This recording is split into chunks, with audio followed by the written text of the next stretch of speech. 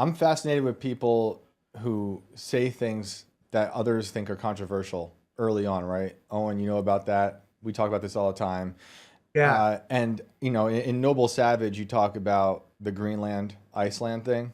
Like, Yeah. not Yeah. everybody has that situation, you know, early on, where they're like they've seen something like an injustice in reality.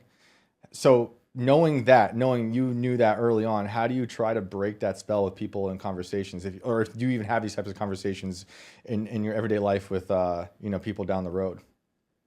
Well, my everyday life is actually really peaceful because like I follow the rule of it's only if people ask me stuff. Like if Yeah, I'm at a yeah. get together and someone's like, "Yo, what's up with the moon?" I'm like, "Let's go." But if they don't, I don't. And the reason the internet can sometimes get me in these places of extreme controversies, I'm talking to all these people that didn't ask me for stuff, but that's the nature of the internet. I'm Mhm. like, "You're listening to me, just unfollow me or block me." I'm like, because I call it woke raping, where it's like where someone's like, "No, you gotta Right, know what's going on." right.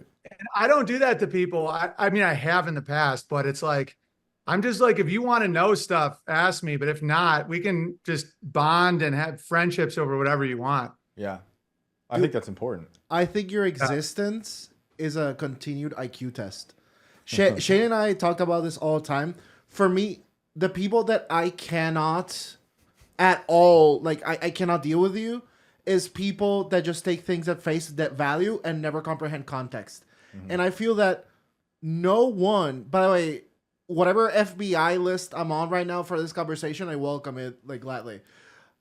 People with you do that immensely because you're potentially like one of the most like sound biteable human beings in existence because you're a comedian and you're so energetic and you use like hyperbole for comedic purposes to the utmost extent, but like to nefarious people it's like oops sorry, to nefarious people it's like clip got ya, Well, and that's it, and that's Exactly. who yeah. you are forever. Well, and then people buy into caricatures, you know, because Yes. like they just see, they don't know anything other than peripheral knowledge of Owen, and be like, well, it's a pop brownie, you know, like that Yeah. made him, he's crazy, you know, and they then knowing that they can write off everything he says. Well, and the good news is, if anybody is intrigued, they'll find me, and it actually works the opposite. I get like really good people seeking me out. It's like the ADL will do a hit piece on me, and they don't realize it's like my greatest hits. Yeah. You know, they'll write a joke and not even realize they're writing the joke. Yep. And then they get ashamed and they delete it. Like my Wikipedia was like, he said he wants slavery to come back. So Sean King admits he's white. And they were doing it like it's real. Like they're like, look at him. This was And like then people, and I picture some of these guys, because meth also makes you not have a sense of humor too. Mm. Where someone will show them, like, don't you get the joke? Like this is literally a joke. And they're like, oh, and then they have to delete it. But yeah, it's like me and you understand the marketing aspect and the rhetoric and persuasion. And yeah, I'm really good at that, but it also makes me totally clippable. Mhm. But like, for example, people want to talk about abortion. All these people are like, oh, we got to get rid of abortion, but they don't actually say anything that gets it going. And I did that big thing about if a black wants to have a baby and wants to abort it, it's like, I'd buy it. So I set the stage where then I knew Black Twitter was going to explode. And liberals would be like, oh, that starts the conversation of what's worse, slavery or murder. And then I start saying, I'm not saying to dehumanize anybody. I'd buy them and give them a great life and give them labor. They can have a family. And then it gets to the point where people are like, and black dudes are like, so you're saying you'd rather have me killed than work on Owen's farm? And I'm like, and and I'm also There you go. that's a hyperbolic framing for adoption. exactly. What is adoption besides purchasing a human being You that you always did buy not them. birth? Yeah, But you here's the always buy thing. them. There's a subset of people that need to hear the word adoption to associate the positive feelings towards it. You Exactly. didn't say the word purposely Yep. because your desire is to rise these negative emotions. And despite the fact that this is me explaining, in my opinion, what's the logic behind your joke and breaking it down, the first 10 seconds before this will be the ones clipped for the tapecast like hit piece that's ongoing. And it's so dumb. Dude, people are seeing it though. So the cool Yeah. thing about life these days is that's a skill people are learning. You know, when you're deceiving, you have like only a certain amount of time before people develop the skill of deception. You know, they now understand how that works. And so I think a lot of people now aren't falling for the clip rage anymore unless they want to. Because this is the next question is, yeah, every time you adopt, you are buying it. And then you ask, who are you buying it from? Like, who are you paying? Because you'd never get a bait. Like, you have to pay someone. And then that starts a whole conversation, you know, like That's who how are you you paying? deconstruct it. That's how you deconstruct the thoughts, is making them, they have to do the process of the thinking themselves if they allow it in their brain, you know. You know, Tim always says that you can immediately tell someone's intellect by humor, because humor is the brain recollecting context and understanding things like in between words quickly enough to be like, oh, he doesn't mean that, he means this, it's a joke, blah blah blah. Dude. Right. And Yeah, so it's like classical music. It's layered. It's like, here comes the bassoons. That's the bass line. You have to have layers, which requires a higher IQ. Anyway, sorry, go on. And so, but no, you can interpret whatever. But like, so people that are humorless, like you can almost understand that this conversation will only go so far, because literally your intellectual recollection capability is limited to a point. Like, it takes you some time, and those people circumvent that necessity for immediate recollection to a prescriptive story. Be like, oh, friend, I know that you can't immediately deduce what this means. Here's what it is. Right. Here's your pre-accepted, pre-packaged opinion should this ever arise. And since they don't have the mechanism that would create humor and be like, oh, he means this, this, and that, a lot of them, they're called midwits. They do have some intellect, they just don't have that aspect. And so they are able to recollect things, but it's not of their own like devotion and their own creation. So they're like, oh, Rachel Maddow said this. I agree. Yeah.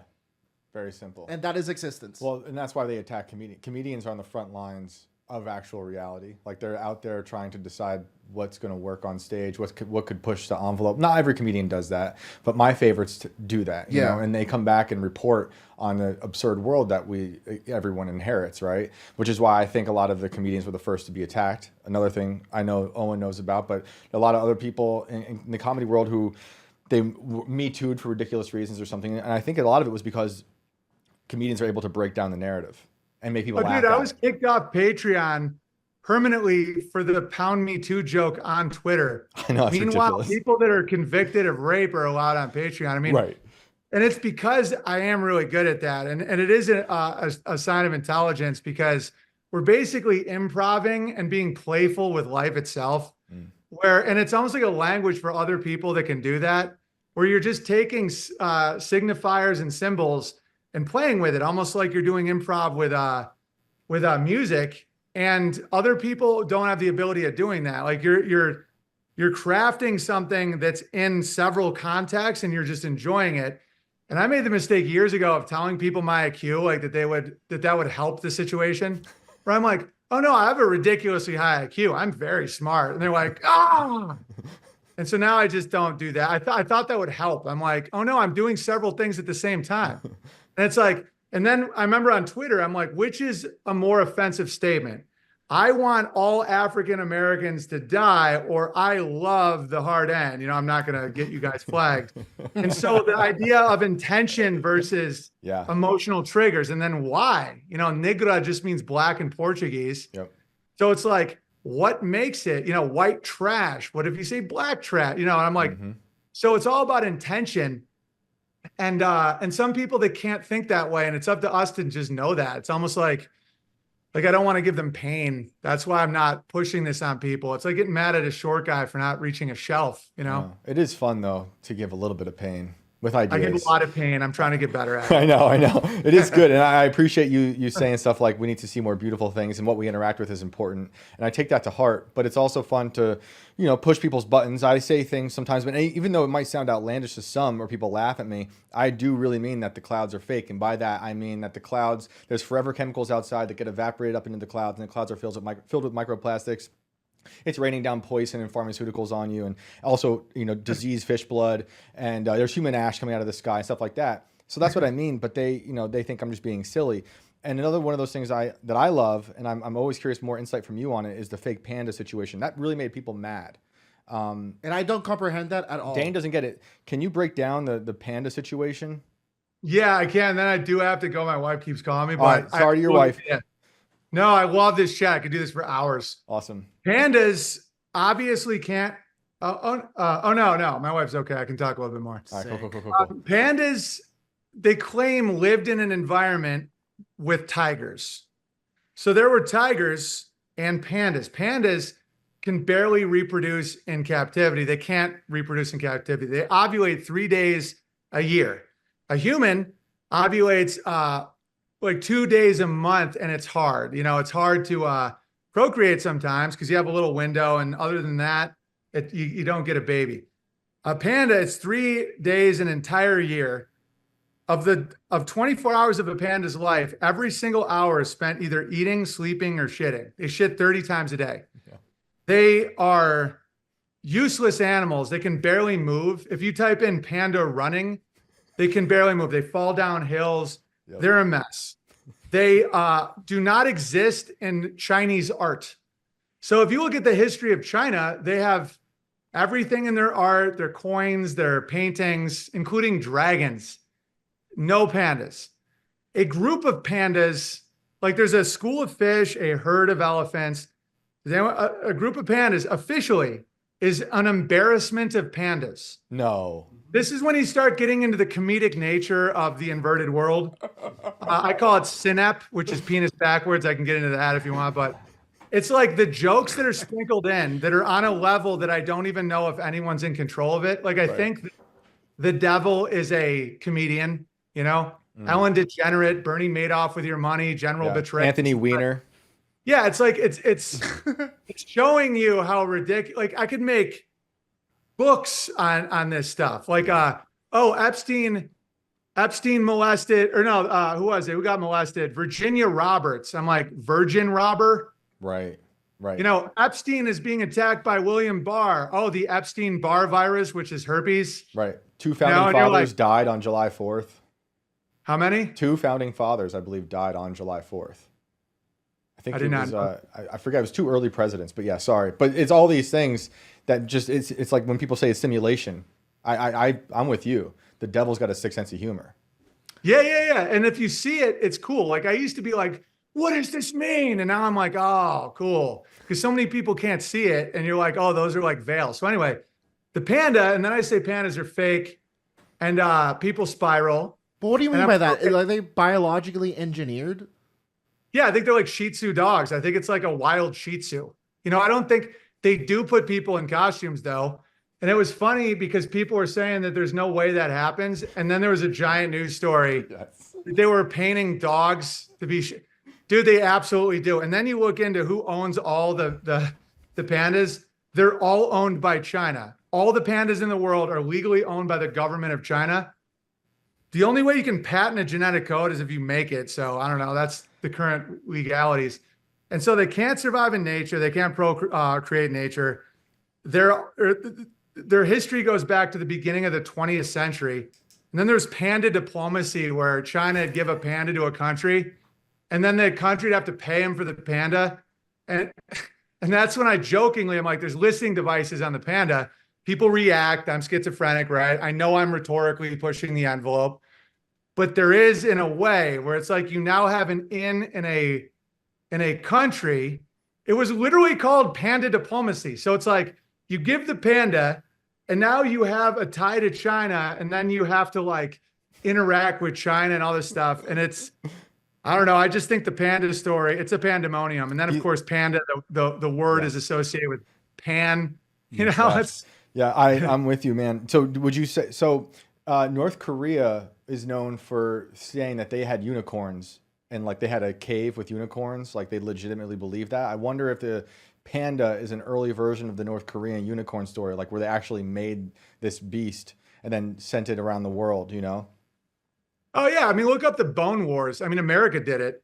The Bone Wars was they started all the dinosaur stuff, and people were making claims in the newspaper. You can find the newspapers where they're just like making bones out of chicken powder and glue, and they're claiming all this stuff that people are finding because then they get there's a whole business around it. And the Smithsonian right now admits that their dinosaur bones are made out of ground up chicken bones. Like right now, they admit that. Yep. I don't think I think there's so much in quote unquote reality that would break people's minds. You know, they can't take this. It's easier for them to write it off. Yeah, the moon landing. All of it. Like there's like Helen a Keller.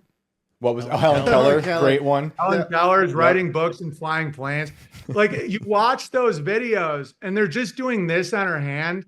She apparently has never heard or seen anything since she was 6 months old, which means her IQ would be like a 30, 20 maybe.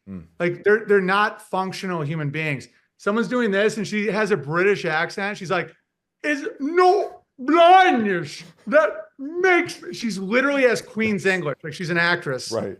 And she just so happens to be writing books about socialism and eugenics. And people are like, why would they lie? I'm like, the basic premise of human nature, and marketers know this, that when you're presenting it from the point of view of like a cripple, someone with a lot of pity, it makes it so no one can criticize them. Like a 6'8", blue-eyed, happy guy. Yeah. Anyone can criticize me for anything. A pop brownie 7 years ago.